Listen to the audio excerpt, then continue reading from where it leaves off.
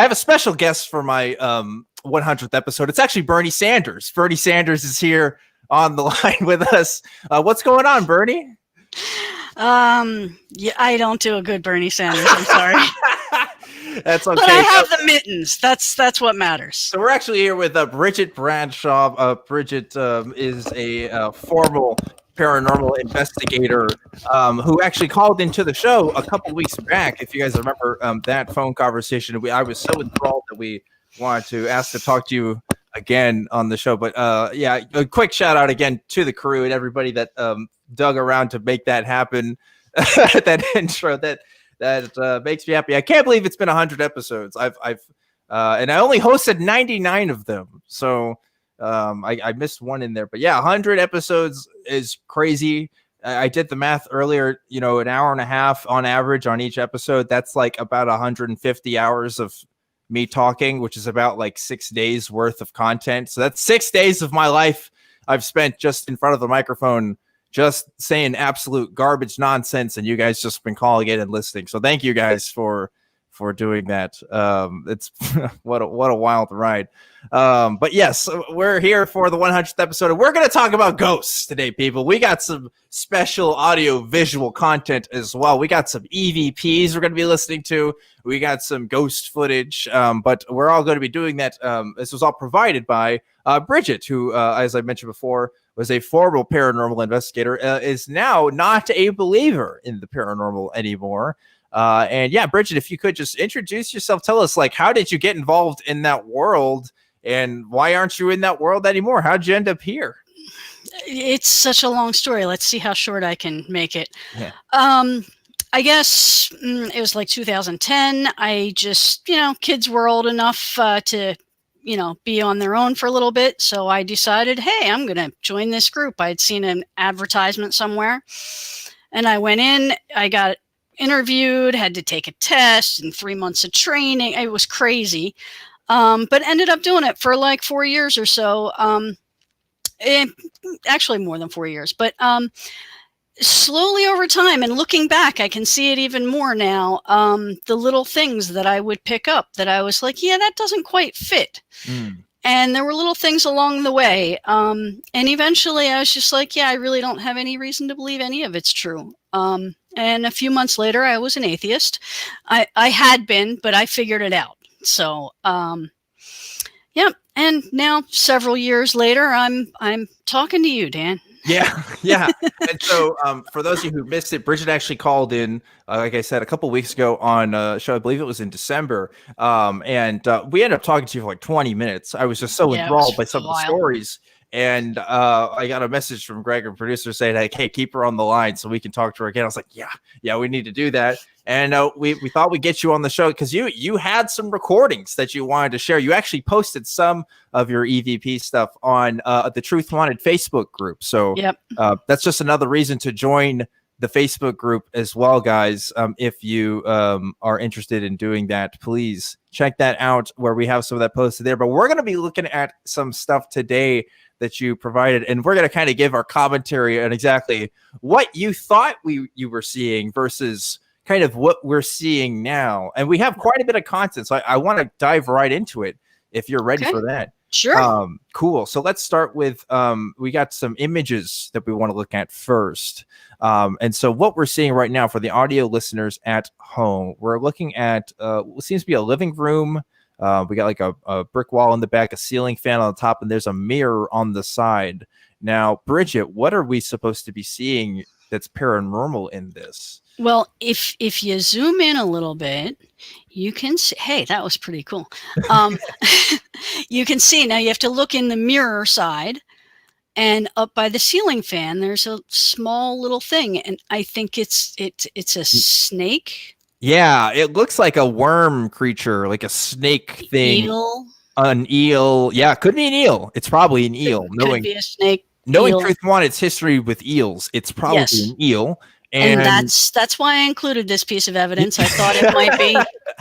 Yeah, it's relevant to the cosmology of Truth Wanted. Exactly. For sure. Yeah, no, I think if putting our skeptic glasses on, what would you say that picture is now? Probably That was a piece of dust. just a piece of dust. Okay, yeah, kind of looks like maybe Yeah. a reflection of the light or something in a weird Yeah, way. it was a flash, caught a piece of dust in the mirror or something. Yeah, something along those lines. But at the time when you took this picture, did you think this was good evidence of a ghost, or I what did you thought think? I was curious about it. I was like, what is that? And I tried to figure it out, and that was one of the things that I never said it was paranormal. I don't know that anybody else ever did either with that particular one. But I kind of kept it because, it's kind of cool and I wasn't sure, you know? Yeah. By the way, I realized I didn't say out loud exactly what the Bernie Sanders joke was for earlier. For those who are listening, you had on the mask and the mittens on for the Bernie Sanders memes going around. We put that together. It fits. Yeah, it was really great. Sorry, I didn't explain that for folks listening at home that aren't watching, but yeah, it was a pretty funny sight to see. But anyway, yeah, let's continue with some other proofs that you got for some ghosts here. So we have another image. We're looking at a purple haze here. Yeah. What are we seeing? So this is purple because it's using an IR illuminator, and the camera is designed. It has the IR filter taken out of it so that you can see in IR light. It was actually dark when we took this picture. So what is IR light for people who aren't familiar? It's infrared. It's just a different spectrum of light that we can't see. But if the camera, you can take that filter out of a regular camera, and so that the camera can see it, so you can photograph it or video. There will be another one. The video is actually IR also. Gotcha. But it was supposed to be a like ectoplasm or a mist or some kind of, I don't remember exactly what it was. And I pointed out that the bright light in the middle there is just a reflection of the flash or the IR illuminator. Right. And you can see that there's a streak. Right. So it's camera blur. I mean, it's just motion blur. The camera moved, not the wall. And they said, well, they said that wasn't possible because the background is clear. Yeah, so they being the group that you were a part of. Yes. Yeah, okay. Yep. Yeah. So you took this picture and you were kind of looking at it with them, and you're like, oh, this probably isn't anything, actually. And they were the ones that were like, oh, no, this is something. Like, yeah, I wasn't sure when they were saying, oh, no, that's some kind of mist. And I'm like, I don't know about that. I actually sat in my living room with my camera, my IR light, and I'm taking pictures and moving the camera around. I did a whole lot of experiments and figured out how it could work. Even if I wasn't as, shall we say, skeptical as I am now, I think if you showed me that even like 10 years ago, I probably would have said, yeah, that's just a camera blur, I think. Like, I don't know if that's, like. Right. That one's pretty obvious, I would think. But I guess if you're looking for that, you might have some confirmation bias in kind of what you're looking for, right? Well, I think the funny thing is it's supposed to be the fog is the paranormal thing, but the blur is actually the fog, and then they said, oh no, it's got, it's clear in the background, so it can't be that. Yeah, so they're disclaiming their own thing. So we got some, I want to get to, we have some EVPs that we want to listen to next. But before we get to that, I want to ask a quick question. And callers, please, we want to talk about ghost stuff tonight if we can. Of course, this is Truth Wanted. We'll talk about all kinds of things. But this is a chance to ask Bridget, a real life paranormal investigator, what it was like to be a paranormal investigator. So I hope you guys will call in about that. We have some open lines for that particular purpose. But I want to know real quick before we get into this, what's the methodology that's being applied here as an investigator? Because I know, like, from what you described to me even before the show, you guys took this pretty seriously. This wasn't, there was some sort of method to how you were going about things. So what was that like, on average? What's a typical night for a paranormal investigator look like? Sitting in the dark for several hours with your friends. Yeah. No, we would go into, like, if we went into a typical home, it was usually like a 3 or 4 hour investigation. We would have a team leader that would break us up into teams, and we would take our equipment and go, usually like a couple people on each floor in different rooms or whatever. And they actually very much tried to be scientific, but not really. Yeah. But there was the appearance of that, I guess, because there was a lot of different kinds of equipment and everything, and everybody had to do a report, had to go back and review evidence. And the better evidence was when, Susie over here would have a psychic impression of a little girl, and then somebody else gets a picture of an orb at the same exact time. So when you put the things together, that was good. You used this earlier with me, and I didn't ask you exactly what you meant. What do you mean by psychic impression? What does that mean? I don't know. I never had one. Okay. I was described as being as psychic as a rock. But yeah, people would, I don't know. Do you ever walk into a creepy house and you just feel like, oh, there's something weird? Like you just get this. Oh, okay. So literally just a feeling. Yes. Okay. I'll give you an example of, I'm in an investigation one time and I look out the window and there's this really big, cool looking oak tree. And I could see, like, in my head, I could imagine a little girl swinging on a swing under the tree.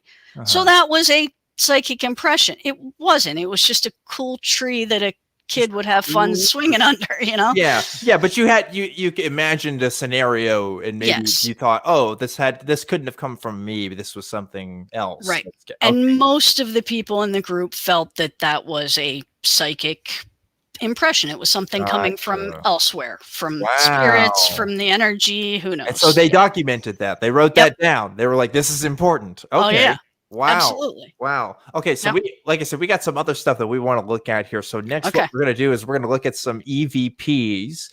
Now, Bridget, what does EVP stand for? It's an electronic voice phenomenon. Okay. And it's basically when you find something in a recording that wasn't there, it's, yeah, this is like if you ever watch Ghost Hunters on True TV and stuff like this is the bread and butter right here. They got these every episode. There's some sort of recording that they're looking at.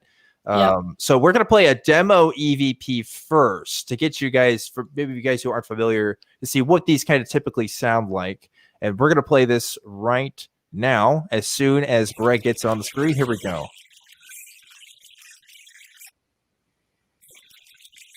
So it's repeating here. It's going to repeat one more time. So the audio might not be boosted enough for you to hear it, but we had a phrase on the screen there that I couldn't hear at all. I couldn't hear it either, but I was never very good at hearing EVPs. So yeah, and that's just our demo one. That's not even the one that we have, but we actually have some ones. We'll move on to the real ones, quote unquote, that you captured for us, and let's take a look at that, and we'll see what you interpreted at the time versus what we're thinking about now, right? So let's go ahead and let's get that next one rolling. See if we can hear that one. Okay. One more time here. Okay, so folks, if you haven't caught on, we want you guys to write down in the comments if you're watching this live, because we want to see what other people have to say about it. But Bridget, what's the context of this particular recording? That was actually something that I got early on, one of my, maybe not my first investigation, probably my first 10 or 12. And I don't know what it is. And the recording, now I don't hear it. It's funny because when I play it at home, I can hear it, but there's a whisper. Should I say what it says or should we wait and see what? Let's maybe get some time, maybe some if some helpful mods can point out some great suggestions and send it to me in the chat here. I'd love to hear it. But let's go ahead and see what was the real thing. Let's go with that.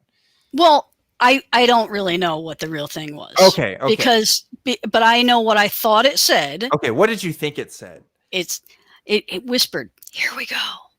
Here we go. Okay, yeah. I didn't get that from here. I didn't get anything from this one. Yeah, and like it is kind of interesting because this is a pretty common phenomenon of we were talking about apophenia, this idea of getting, random signals and interpreting it in our heads. And the TV shows that I watch with this, they're very good about it because they will put the words on screen for you to kind of follow along with. Yeah, there's a reason they do that. Yeah, because it kind of puts that idea in your head. It's similar to like if you listen to like Beatles songs backwards and people play the lyrics to them. Yep. That there's something there, but this is kind of a case of that, right? Well, and this particular one, I am a Pittsburgh Steeler fan, so here we go is a Steeler thing. So it's very possible that it's my own head. That was, or maybe the ghost was just a big Steelers fan too. That's true. It could be. That could be a thing. I don't know. I'm going to be curious to see what you guys have to say about it in the comments on this particular video. But let's see. We got another one here as well that we're going to play for you. So let's get that second EVP rolling if we can, please. This is, I think, hello? This is Quincy House.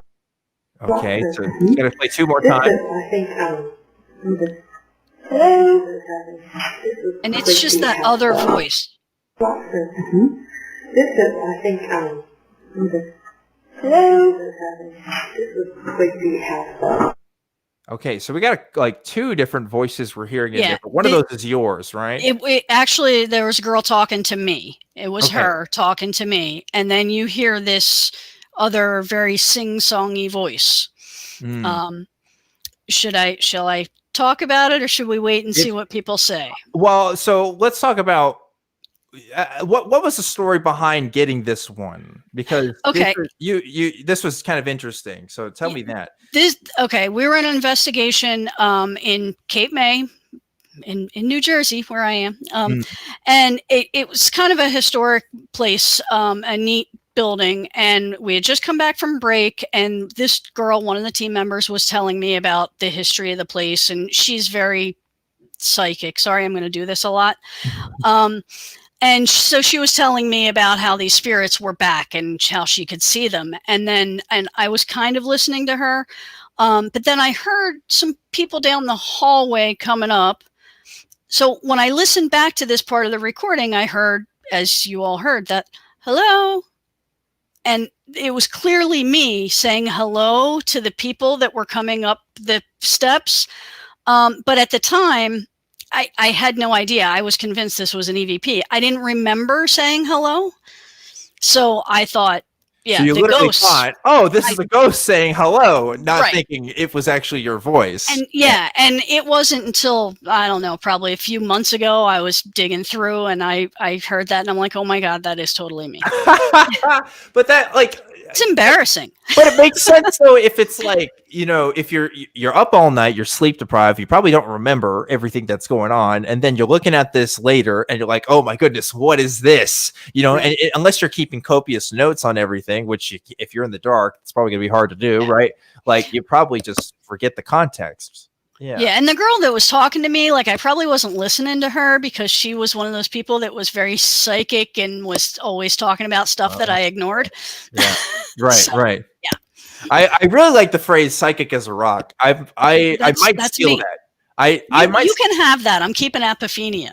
Okay, that's cool. Yeah, you can keep that too. But a psychic as a rock, I think, is going to be a thing I'm going to start saying. I really like that phrase. But anyway, like, so these are some examples of some EVPs. We only had those 2 for you plus that demo one, but like this is pretty common. I imagine most of the listeners of this show have probably seen stuff like this before.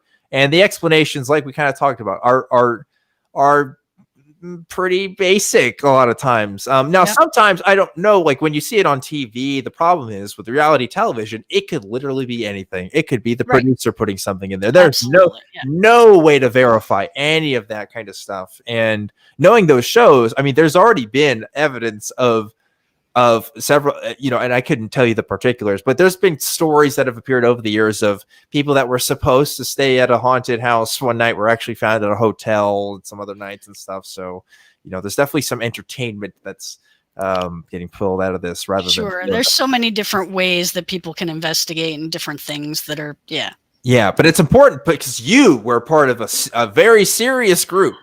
We took ourselves very seriously. Yeah, and I don't think people realize how common these groups actually are. I think because Yeah. I was also telling a story about how a coworker that I used to work with was part of one, but I didn't know until 6 months of working with her, I think it was, that she told me, because this isn't something that a lot of people are open to share. But it's kind of like, oh, you probably know an atheist, they just never told you. It's a similar thing, except there's ghost investigators out there, right? Yeah. Yeah. It's interesting phenomenon for sure. But we have one more little piece of media that we want to show you guys, and then we're going to get to your calls. So if you haven't called in yet, feel free to get on the line. But we have a video that we're going to look at and kind of give our commentary on. It's about a minute long, so check it out. We're going to play this in just a second. Okay. Should I talk about it a little bit? Yes, please explain what's happening here. Okay. That piece of equipment in the middle, I forget what it's called, but it's supposed to be a shadow detector. Okay. And I had asked the person, because it was a new piece of equipment, if the IR illuminator, if it would react to that. And I was told it didn't. But if you watch, do you hear that? It goes. Yeah. So you've got that device, and it's supposed to be beeping whenever there's spirit present, right? But yeah, it's supposed to detect shadows. I don't know if that's okay, a spirit or not. But you can see I'm playing with it. I have the camera and I'm moving that light. And as I move the light, I'm like playing the instrument there. It's definitely reacting to the light. Right. So I'm going to be quiet here so people can hear that. There it is. Yep. So it goes really loud when you point at a particular object in the room there, and then it goes in and out as you're moving it across the room. But yeah, it seems to me like it's just something about whatever you're pointing at is giving off a particular signal to the device that's making it go off. It's not. It doesn't. It seems like a pretty naturalistic explanation for what's happening. And the thing is, it was a 7-minute long video that I sent. For 7 minutes, I'm sitting there moving this light back and forth and and watching this thing go off. And I'm trying to figure out, because she had told me, no, it won't respond to that. But it obviously was. So it took me a while, and I'm figuring, you can hear at the end, I'm like kind of saying, oh, but I think it does, because look, and I'm showing her how it was working. And yeah, it was one of those things. It was me figuring stuff out. Yeah. I'm noticing a theme here with some of the stuff. It's like, it's almost like you want to believe with a lot of these. Absolutely. You think about the other people that were in there. That was a public event, and there were probably 20 people in that room. They all thought that was a ghost, and it was me. Yeah. I guess like you can trick yourself into a lot of this stuff. And we were talking about just the commonality that you can find with this and typical religious experiences. I remember as a Christian myself, I would say, this good thing happened to me today. And I know, it's because maybe I did something nice for somebody yesterday. And maybe this is God rewarding me or something. I'm just like confirming my own kind of biases there without even questioning whether or not there's a correlation there. I just kind of felt like it was right in the moment. And it seems like for a group of people that are supposed to be skeptical, supposed to be investigating this phenomenon, you're kind of figuring out evidence for confirming what you already believe anyway, too, right? Absolutely. Yeah. Everybody in that group believed 100%. And not only this, they believed a whole lot of other things, find a feather. Oh, well, my dead mother sent me it's a sign of something. Like everything was a sign. I was talking earlier about, Mercury in retrograde. Right. That was a thing. The computer's not working. Oh, well, it's Mercury. Right. And you said this before the show. You said, sometimes electronics would work or wouldn't work. And we'd say that's Mercury in retrograde. And I have never unironically heard that phrase said. I've always heard that ironically. Somebody saying, oh, Mercury's in retrograde. But you're saying it as like, oh, no, this is just the fact of life. Mercury is in retrograde, so our equipment's going to be failing. Right. Yeah. Just to be clear, that was other people in the group, not me. That was not one of the you. things I never believed. Thank you. Okay. Yeah. Well, but a lot of them did. Yeah.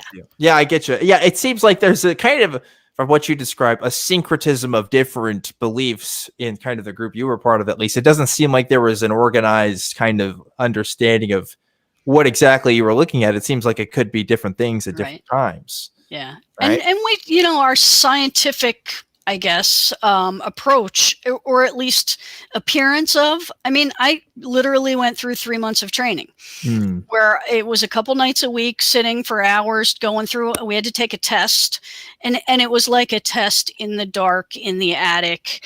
Like this, it was like cult like a little, like, you know, some tests type of thing. Yeah. Yeah. We voted people off the island one time because, you know, just to get the unpopular people off. Oh yeah, it was there was some crazy stuff. What? Okay, well, Yep. that's it. I All know right. there's so many levels. I'm sorry, Dan. I'm sure there's a lot of levels here, but that's why we got these callers here that want to talk to you and ask their questions as well. So I want to go ahead and get to that. But before we get to the callers tonight, we have to thank our patron of the week. That's right, folks. Every single week, we thank a special person who donates to this show on Patreon. And this week's patron is Tracy R. Thank you so much, Tracy, for just recently donating on our Patreon. It's patreon.com/truthwanted. If you're interested, all of the money for that goes towards supporting this show and getting stuff like equipment and just keeping the lights on at the ACA, even though we're not in the building right now. There's a lot of costs go into the productions of this stuff, and every little bit helps. So thank you guys for deciding to donate to that. Really appreciate it. And now I think it's time we get to some calls. You ready, Bridget? Sure.